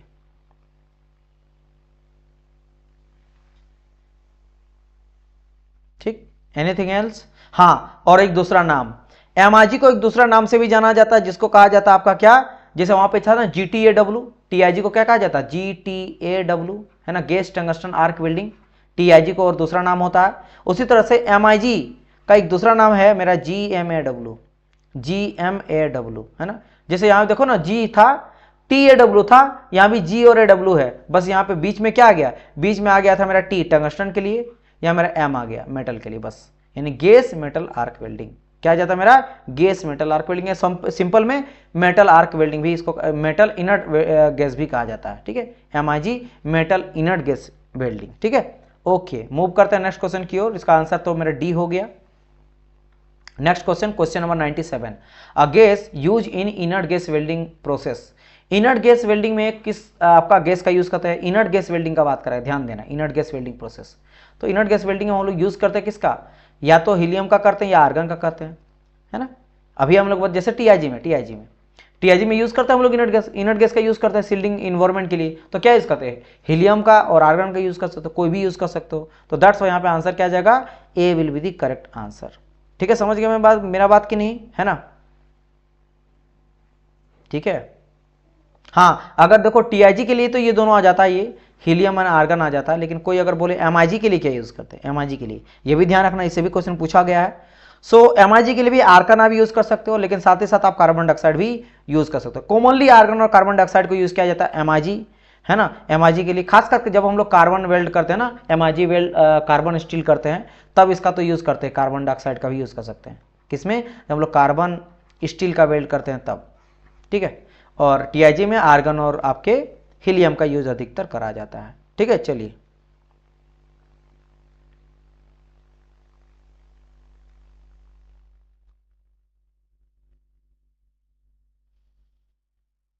ओके, ठीक है, ओके, नाइस। आगे बढ़ जाते हैं क्वेश्चन नंबर 98 की ओर। कहा गया in MIG welding the metal is transfer in the form of. अगर आप एमआईजी वेल्डिंग करते हो ना, तो ये मान लो मेरा इलेक्ट्रोड है ना, और ये मेरा वर्कपीस है। अभी जस्ट मैंने कहा आपको कि ये वर्कपीस है और दिस इज योर इलेक्ट्रोड, और in case of MIG welding you know that कि हम लोग यहाँ पे मेरा इलेक्ट्रोड रहेगा, वो मेरा कैसा रहेगा, कंज्यूमेबल रहेगा, है ना, कंज्यूमेबल रहेगा। ये मेरा कंज्यूम होगा, अगर मैं करंट वगैरह पर जोड़ देता हूँ सर्किट वगैरह, तो यहाँ से कंज्यूम होगा और आएगा, यानी कि धीरे धीरे मेल्ट होकर ड्रॉप के फॉर्म में आपका गिरते हुए जाता है। क्या एक एक ड्रॉप के फॉर्म में वर्कपीस में आते हुए चला जाता है। तो यहाँ कहा गया मेटल का जो ट्रांसफर होता है, यानी कि इलेक्ट्रोड से आपका वर्कपीस की ओर आना, मेटल क्या, क्योंकि ये कंज्यूमेबल है, खुद ही मेल्ट होगा और मेल्ट करके ड्रॉप के फॉर्म में मेटल गल गल के मेरा नीचे आएगा ड्रॉप के फॉर्म में। तो किस फॉर्म में आएगा, वेल्ड पूल के फॉर्म में, स्पेटर के फॉर्म में, फाइन स्प्रे के फॉर्म में, फिर मॉलिक्यूल के फॉर्म में। तो आप डायरेक्ट एनिमेशन देख रहे हो यहाँ पे, ये देख रहे हो, इस तरह से आता है। इसको क्या कहते हैं, इसको कहते हैं फाइन स्प्रे, है ना। तो यहाँ जो मेटल का ट्रांसफर मेरा होता है, मेटल जो ट्रांसफर देखने को मिलता है, मेटल ट्रांसफर इन एमआईजी वेल्डिंग, एमआईजी वेल्डिंग में जो मेरा मेटल का ट्रांसफर होता है, ये देख रहे हो कैसा है आपका। तो आप देखो एकदम स्प्रे के फॉर्म में आप कैसा होता है, फाइन स्प्रे, फाइन स्प्रे। इसको मैं बहुत ही जूम करके आपको दिखा रहा हूं, इसलिए थोड़ा बड़ा दिख रहा है, ये बिल्कुल छोटा है फिगर। तो ये बहुत ही एकदम छोटा छोटा छोटा छोटा छोटा छोटा ड्रॉपलेट का फॉर्म में आ रहा है, यानी ये कौन सा, ये इलेक्ट्रोड है जो मेल्ट कर रहा है। बाय द वे अगर मैं यहाँ पे बात करता हूं ये किससे आ रहा, तो ये ऊपर में क्या है, ये मान लो ऐसे करके जो है, दिस इज योर इलेक्ट्रोड, ये इलेक्ट्रोड है ना, जो कि किसका, मेरा कंज्यूमेबल है, कंज्यूमेबल है, कंज्यूमेबल इलेक्ट्रोड है। बिकॉज ये मेरा किसका बात कर रहे हैं हम लोग, एमआईजी का बात कर रहे हैं, एमआईजी वेल्डिंग का बात कर रहे हैं, है ना, एमआईजी वेल्डिंग का बात कर रहे हैं। और नीचे में यहाँ पे क्या है, इस जगह पे मेरा वर्कपीस है ना, यहाँ पे क्या मेरा है, यहाँ पे मेरा वर्कपीस पड़ा हुआ है। तो दिस इज योर वर्कपीस। तो यहाँ पे जो मेरा ट्रांसफर हो रहा है, मेटल का ट्रांसफर, है ना, यहाँ पे मेरा क्या हो रहा है, मेटल ट्रांसफर हो रहा है, मेटल ट्रांसफर हो रहा है, कहां से कहां तक, इलेक्ट्रोड से वर्कपीस की ओर। तो वो ट्रांसफर हो रहा है किसके फॉर्म में, आपका फाइन स्प्रे के फॉर्म में, फाइन स्प्रे के फॉर्म में आपका मेटल का ट्रांसफर हो रहा है। ये पूछा जाता कई बार क्वेश्चन, तो you should have to know this. तो आंसर क्या जाएगा मेरा, fine spray is the correct answer, fine spray. Clear. चलिए आगे बढ़ते हैं नेक्स्ट क्वेश्चन की ओर। नेक्स्ट क्वेश्चन आ जाता है मेरा 99। कहा गया the consumable electrode is use in. अभी मैंने कहा नॉन कंज्यूमेबल इलेक्ट्रोड यूज करते हैं हम लोग टीआईजी में, और एमआईजी में यूज करते हैं कंज्यूमेबल इलेक्ट्रोड। तो आंसर पर डायरेक्ट क्या हो जाएगा मेरा, हो जाएगा D will be the correct answer. ठीक है, चलिए, अच्छा एक बहुत ही इंपॉर्टेंट चीज मैं बताना भूल गया कि अगर मान लो मेरे को चाहिए फाइन स्प्रे, तो फाइन स्प्रे के लिए पूछा जाता है करंट हाई लगेगा कि लो लगेगा। अगर आपको फाइन स्प्रे बनाना तो आपको करंट ज्यादा चाहिए, तो हाई करंट का रिक्वायरमेंट होता है, हाई करंट आपको सप्लाई करना पड़ता है, हाई करंट आपको देना पड़ता है। लेकिन अगर यही मेरा फाइन स्प्रे ना हो के थोड़ा सा मेटल ड्रॉप के फॉर्म में आता है तो वो मेरा लो करंट में आता है। ठीक है, तो क्या हो जाता है, अगर आपको लो करंट देना है तो मेटल जो होता है ना, मेटल ड्रॉप, तो अगर आप यहां पे ध्यान से देख रहे हो ना, ये ड्रॉप के फॉर्म में ही आ रहा है। लेकिन ये अगर स्प्रे के फॉर्म में आता, आप देखो मेरे पास वो एनिमेशन तो मैं मिला नहीं मेरे को, लेकिन ये ड्रॉप के फॉर्म में अगर आता है ना, तो वो फिर हो जाता है मेरा क्या, मेटल ड्रॉप कहलाता है, मेटल ट्रांसफर। ये बेसिकली मेटल ड्रॉप ही है, ये बेसिकली जो आप देख रहे हो ये मेटल ड्रॉप के फॉर्म में आ रहा है। लेकिन अगर बिल्कुल फाइन स्प्रे के फॉर्म में आता, छिड़का जाता है, एकदम स्प्रे के फॉर्म में आता, तो तब जो होता ना वो मेरा होता है क्या, आपका मेटल ड्रॉप ट्रांसफर, है ना, मेटल ड्रॉप ट्रांसफर। तो याद रखना एमआरजी के केस में आपका मेटल ड्रॉप ट्रांसफर नहीं होता, फाइन स्प्रे ट्रांसफर होता, भले ये मेटल ड्रॉप है। तो याद रखना ये लो करंट की वजह से ही देखने मिलता है। करंट हाई हो जाता है ना ये चीज, तो आपका फाइन स्प्रे हो जाता है ना, और वही फाइन स्प्रे यूज किया जाता है इन एमआईजी वेल्डिंग। क्लियर, चलिए ओके। तो आज का I think this is the second last question, 100 number का क्वेश्चन है। In MIG welding helium and argon is use, ठीक है भाई, करते हैं हम लोग, कोई दिक्कत नहीं है ना। CO2 को भी यूज कर सकते हैं। एंड कहा जाता है कि ऑर्डर टू क्यों प्रोवाइड अ कूलिंग इफेक्ट, बिल्कुल नहीं, कूलिंग के लिए तो हम लोग नहीं करते हैं। तो क्यों करा जाता है भाई, आगे बात करा गया। एक्ट एज अ फ्लक्स, क्या हम लोग इससे मेरा फ्लक्स बनता है, बिल्कुल नहीं, है ना। तो फिर क्यों करा जाता है, फिर यहाँ पे बात करा गया है कि act as a shielding medium, बिल्कुल सही बात है। फैसिलिटेट वेल्डिंग प्रोसेस नहीं, तो C will be the correct answer, ये मेरा एक सील्डिंग गैस प्रोवाइड मेरा करता है। और आज का लास्ट क्वेश्चन आप लोग के लिए ये रहा, in MIG welding the metal is transfer into the form of, अभी मैंने कहा कि स्प्रे फॉर्म में आपको देखने को मिलता है, तो आंसर तो ये फिर से वही क्वेश्चन है। ये आप आरआरबी के सीनियर सेक्शन इंजीनियर में क्वेश्चन पूछा गया था, इससे पहले आपका देखो एसएससी का था, और फिर देखो सेम क्वेश्चन है ना, इस तरह का क्वेश्चन है, आरआरबी जेई का क्वेश्चन है। देखो ये आरआरबी जो 2015 का क्वेश्चन है, तो सीनियर सेक्शन इंजीनियर में पूछा गया है क्वेश्चन, आप जेई में पूछा गया है यही फाइन स्प्रे, और देखोगे 2015 में पूछा गया आरआरबी जेई में, और यही चीज आपको फिर पूछा गया क्वेश्चन घुमा के 2010 में, है ना। 2010 में पूछा गया किसके बारे में, यहां पूछ दिया गया आपको किसमें, आपका सीनियर सेक्शन इंजीनियर में। तो आप देखो एक ही तरह का क्वेश्चन, एक बार 2015 में पूछा यही क्वेश्चन आपके आरआरबी जेई में, और फिर 2010 में ये क्वेश्चन, यानी देखो पहले जो सीनियर सेक्शन इंजीनियर में क्वेश्चन पूछा गया था वो बाद में जेई में क्वेश्चन पूछा गया था। ऐसा देखो मैं इसलिए बताया ताकि आप लोगों को, कई सारे बोलते हैं ना सर क्या मेरा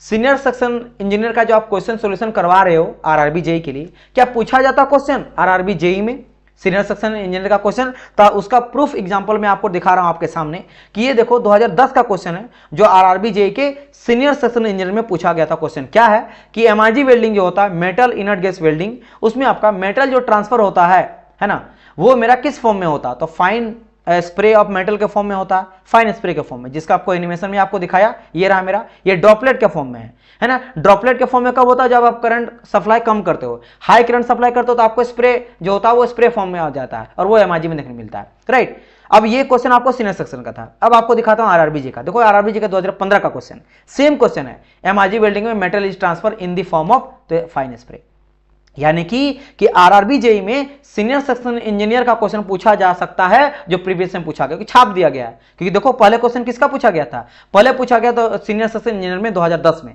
और 5 साल के बाद है ना यही सेम क्वेश्चन उठा के दे दिया आरआरबी जेई में 2015 में। तो दैट्स वाई मैं आप लोग को यहां पे करवाता हूं कि वाई पीवाईक्यू जो प्रीवियस ईयर पेपर है सीनियर सेक्शन इंजीनियर का भी कितना इंपॉर्टेंट है ना, क्योंकि वो रिपीट भी करा जाता। तो जब ये रिपीट किया है तो कई और भी आपको क्वेश्चन रिपीट देखने मिलता है, और रिपीट ना भी करे टॉपिक बहुत जगह से देखने मिलता है। टॉपिक आप कई सारे, मैं ऐसा क्वेश्चन दिखा दूंगा कि वो 2000 आपका पहले पूछा गया सीनियर सेक्शन इंजीनियर में, क्वेश्चन सेम नहीं है लेकिन वही कॉन्सेप्ट से थोड़ा घुमा के आपको दे दिया गया है। तो जब आप पीवाईक्यू में सॉल्यूशन कराता हूं तो क्वेश्चन के साथ एक्सप्लेनेशन भी बता देता हूं, उसके बारे में थोड़ा और भी चीजें बता देता हूं, है ना, डिटेल बता देता हूं।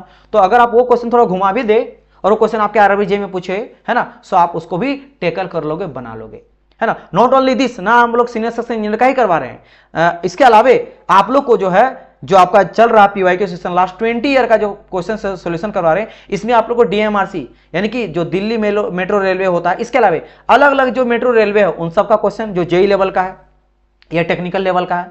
अलग अलग डिपार्टमेंटल एग्जाम होता है, अलग अलग जोन वाइज, जैसे मुंबई में हो गया है ना, या रांची में हो गया, या पटना में हो गया, भुवनेश्वर में हो गया, अलग अलग जोन में जो एग्जाम लिया जाता है उसी डिपार्टमेंटल एग्जाम उसका भी है। इसके अलावा जो प्रमोशन के लिए एग्जाम होता है जेई लेवल का, एई लेवल का, रेलवे का ही मैं बात कर रहा हूं, रेलवे कोई जेई से एई में जाता तब एग्जाम होता है डिपार्टमेंटल एग्जाम, या कोई मान लो ग्रुप डी में है या एनटीपीसी में है या कोई भी टेक्निकल पोस्ट में है और वो जेई के लिए एग्जाम देता है, तब भी जो एग्जाम होता है उन सब का कलेक्ट का डाटा। दैट्स वाई मैं बोलता हूं कि लास्ट 20 ईयर का जो पीवाईक्यू सॉल्यूशन सीरीज है ये आपके लिए बहुत इंपॉर्टेंट है। आपको मैंने प्रूफ भी दिखा दिया, बस मैं आपको ये दिखा दिया कि भाई सीनियर सेशन इंजीनियर का जब क्वेश्चन पूछा जाता है हूबहू, तो बाकी क्वेश्चन तो पूछा ही जा सकता है। और जो डिटेल एक्सप्लेनेशन कर देंगे तो एक क्वेश्चन में आपको, एक क्वेश्चन का जो थ्योरी बताता हूं उससे आपका 10 क्वेश्चन बन जाता है। इसीलिए मैं ट्राई करता हूं कि क्वेश्चन के केवल आंसर ना बताऊं, उसके पीछे का सारा डिटेल भी बता दूं, ताकि आप जो है एक क्वेश्चन है उससे रिलेटेड सारे 10 क्वेश्चन भी अगर आए घुमा फिरा के पूछ दे तो आप बना लोगे, यानी उसके पीछे का सारा हिस्ट्री, सारा थ्योरी पता चले। दैट्स वाई ये जो सीरीज है ये आप लोग को केवल पीवाईक्यू सॉल्यूशन नहीं देता, पूरा का पूरा मैकेनिकल इंजीनियरिंग के सब्जेक्ट वाइज रिवीजन भी करवा देता है।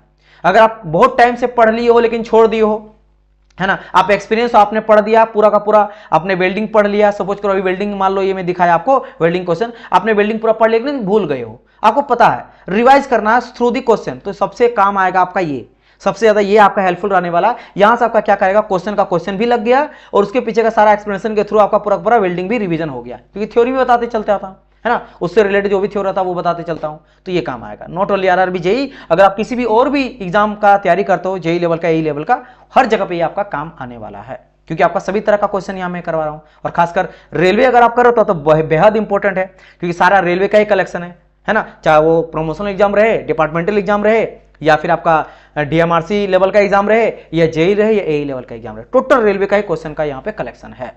ठीक है, चलिए, तो ये रहा इसके बारे में।